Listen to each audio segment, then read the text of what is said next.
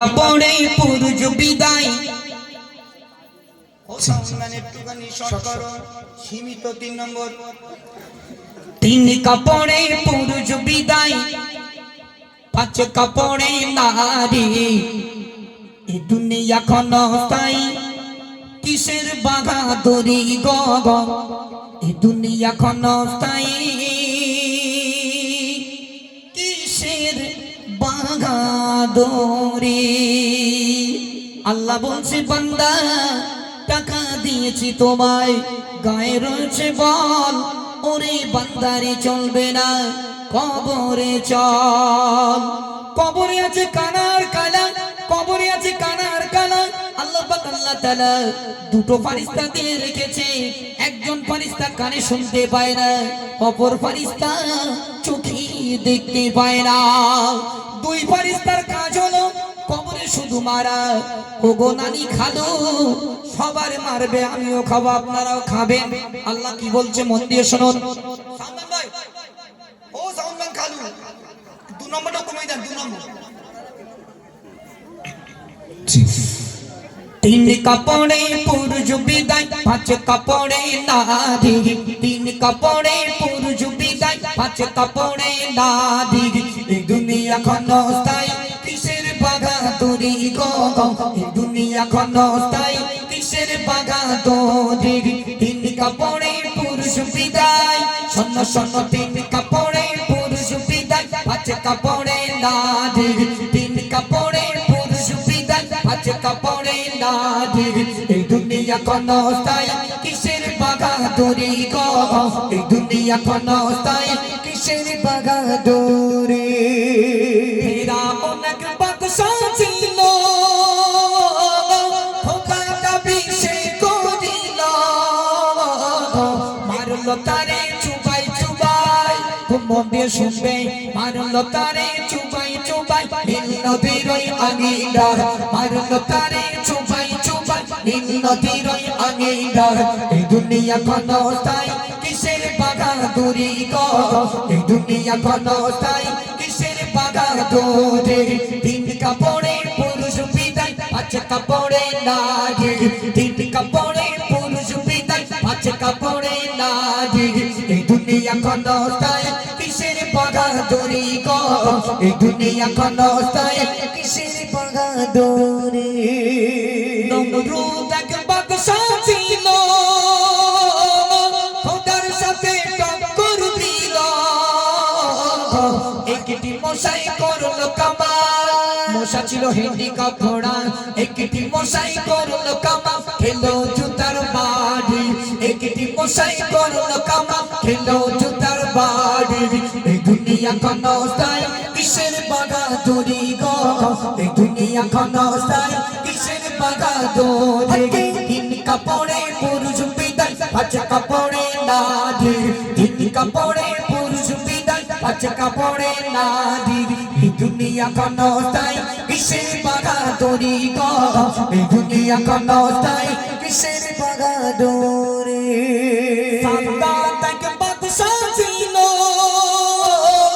নিজে সে জান্নাত গড়িল। সাদাত এক বাদশা ছিল, নিজে সে জান্নাত গড়িল।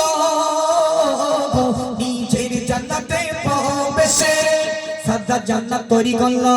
নিজের জান্নাতে প্রবেশে হলো মরণ জারি।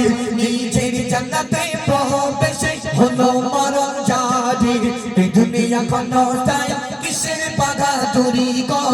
এই দুনিয়া ক্ষণস্থায়ী, কিসের বাহাদুরি। আবু জেহেল কেমন ছিল,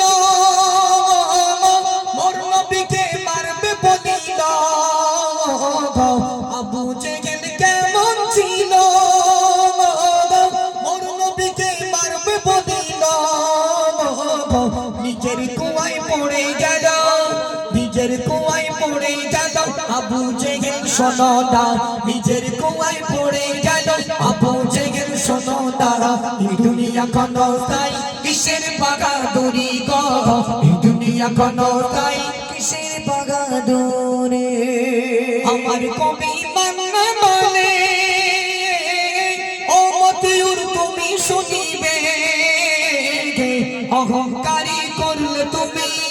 অহংকারী করলে তুমি পতন তোমার হবে যে, অহংকারী করলে তুমি পতন তোমার হবে যে। এই দুনিয়া ক্ষণতায় কিসের বাগাদুরি গো, এই দুনিয়া ক্ষণতায় কিসের বাগাদুরি। মন দিয়ে শুনুন গজলটি।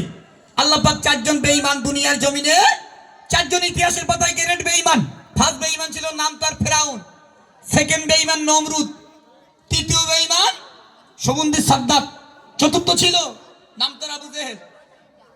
এগুলো ইতিহাসের পাতায় এরা গ্রেট গ্রেট বেঈমান। ইমাম সাহেব, মা সাহেব, যার কাছে যাবেন, হাফেজ সাহেব, কারি সাহেব ফতোয়া নেবেন, এ চারজন হলো হাতে গোনা বেঈমান। আবু জেহেল মহাসিটিং বাস। আবু জেহেল কাজার বাইরে দয়াল নবীকে মারার জন্য গর্ত করেছে, দয়াল নবীকে মারার জন্য গর্ত করেছে। আল্লাহ বলছে দাঁড়া, আমার বন্ধুর মার ভিতরে এত বড় ক্ষমতা, বইলে সেই গর্তই বাপ এমন কায়দায় ফেলেছে, আবু জেহেলের পা আকাশ মুখ আর মাথা গর্তর দিকে। শুনতে পড়েছি